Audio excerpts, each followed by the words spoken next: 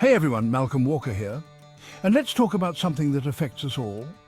Online security, or rather insecurity.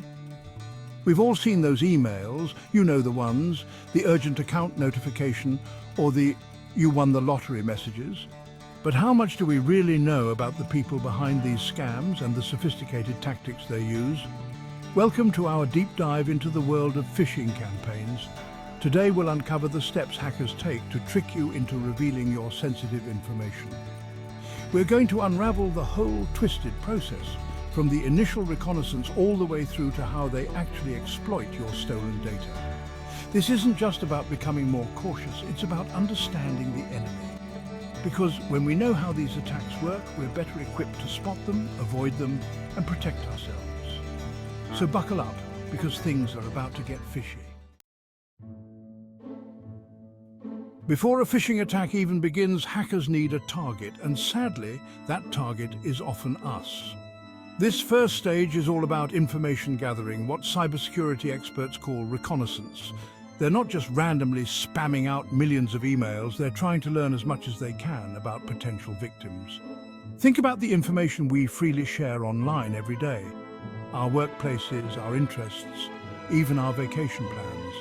Hackers are incredibly adept at piecing together these digital breadcrumbs to build a profile of who we are and what might make us vulnerable. They might scour social media platforms like LinkedIn to understand your job title and responsibilities. Maybe you've posted about a recent vacation that tells them you were away from home and potentially more likely to be checking emails less carefully. They might even dig through data breaches, looking for compromised passwords or security questions that could be used against you.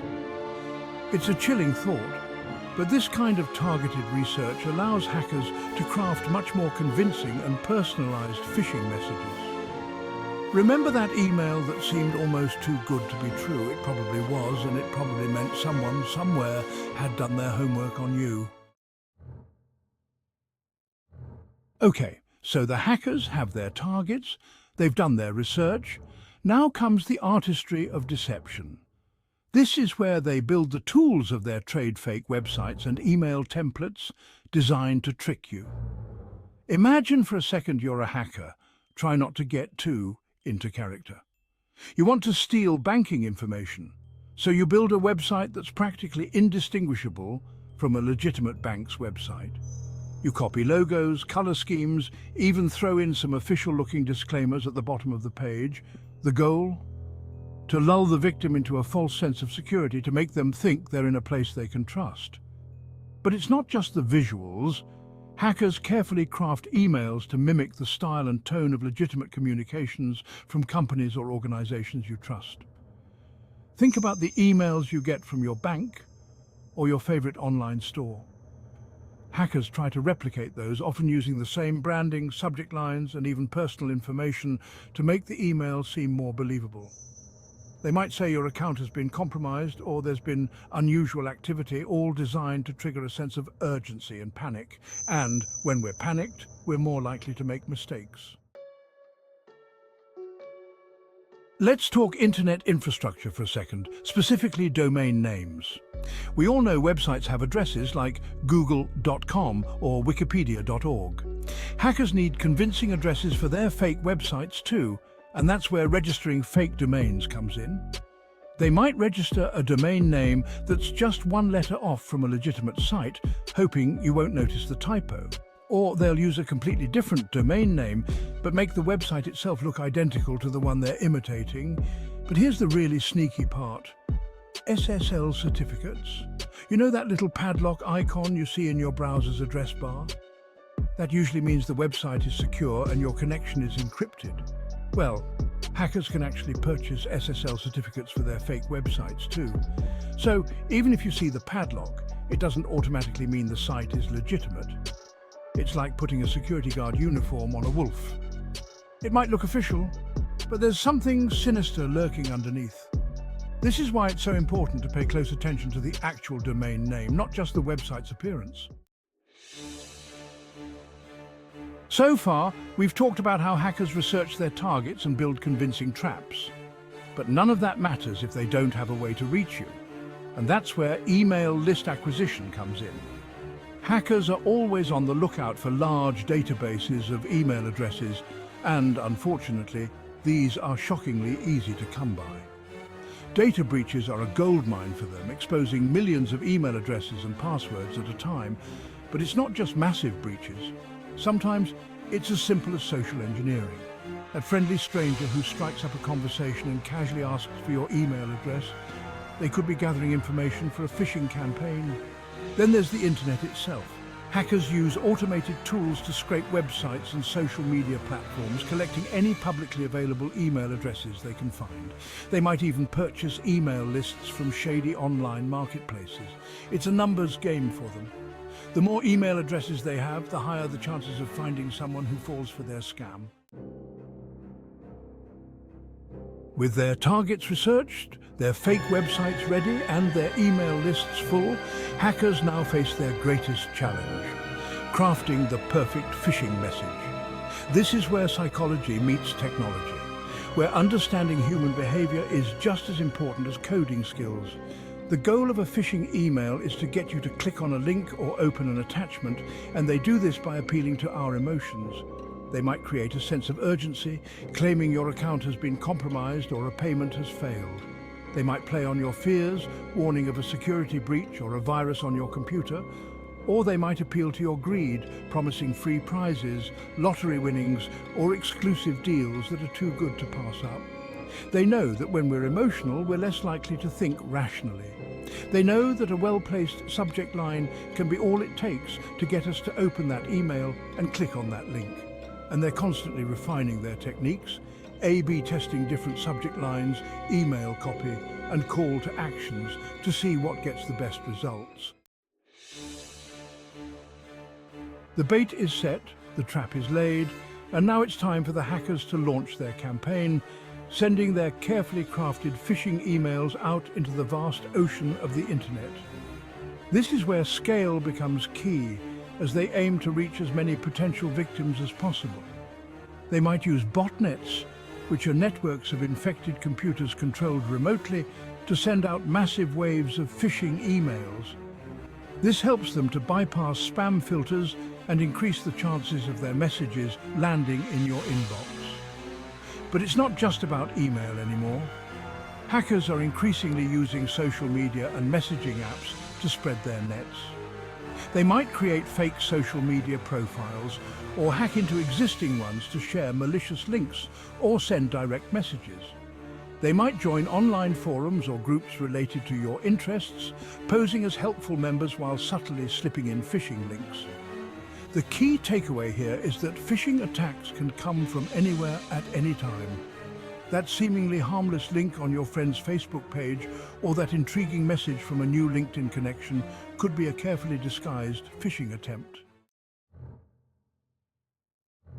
If a hacker has done their job right, you've clicked on that link in the phishing email, and this is where the real damage happens. Remember those fake websites we talked about? This is where they come into play. You might be directed to a fake login page that looks identical to your bank's website or your email provider's login screen. You enter your username and password, feeling a sense of relief that you're taking action to protect your account. But in reality, you've just handed over your credentials to the hackers. They might even use keyloggers, which are malicious programs that record every keystroke you make to capture your login information. And it's not just usernames and passwords at risk. Hackers might use phishing emails to deliver malware like ransomware or spyware, which can steal even more sensitive data from your computer. They might trick you into downloading an infected file or clicking on a malicious link that exploits a vulnerability in your web browser. So the hackers have what they came for: your personal information, your login credentials, maybe even access to your bank account. But their work is far from over. Now comes the part where they turn stolen data into profit, often in ways that can have devastating consequences for their victims. One common tactic is credential stuffing, where hackers use automated tools to try your stolen login information on multiple websites and online services. Since many people reuse passwords across multiple accounts, this can give them access to a treasure trove of additional data. They might use your stolen credit card information to make online purchases or drain your bank accounts. They might sell your data on the dark web, where it can be purchased by other criminals for identity theft, phishing campaigns, or other malicious activities. And in some cases, they might hold your data hostage, demanding a ransom in exchange for its return. This is known as ransomware and can cripple businesses, government agencies, and individuals. You might think, with all the sophisticated security measures in place, catching these cyber criminals would be easy, right? Well, it's a constant cat and mouse game. Hackers are always evolving their tactics to avoid detection, making it harder for authorities and security companies to keep up. One of their favorite tricks is constantly changing their digital fingerprints. They register new domain names for their fake websites, use disposable email addresses for their phishing campaigns, and frequently update their malware to bypass antivirus software. They might use compromised computers or servers located in countries with lax cybersecurity laws to launch their attacks, making it more difficult to track them down. They might even use encryption to hide their communications and make it harder for law enforcement to intercept their data. The internet, for all its wonders, also provides a cloak of anonymity, and hackers are masters at exploiting this to their advantage. Here's the thing about phishing attacks. They're not always one-and-done events. Sometimes the initial phishing email is just the first step in a much larger and more elaborate attack. Hackers are patient, they're playing the long game, and they might lay dormant for weeks, months, or even years before striking again. They might use the information they've gathered about you to craft even more convincing and personalized phishing emails in the future. They might pose as customer service representatives from companies you trust, calling or emailing you to request sensitive information. This is known as spear phishing and whaling because it targets specific individuals, often high-profile or wealthy individuals, with highly customized attacks. They might even use your stolen credentials to gain access to your social media accounts, impersonate you, and spread phishing messages to your friends and family members. So, we've journeyed through the murky depths of phishing attacks, and I know it can feel overwhelming, but the good news is knowledge is power. The more we understand how these attacks work, the better equipped we are to protect ourselves. Stay vigilant and always double-check the authenticity of emails and websites. Look for typos, grammatical errors, and suspicious email addresses. Be wary of emails that create a sense of urgency or ask you to click on links. Protect your information and stay safe online.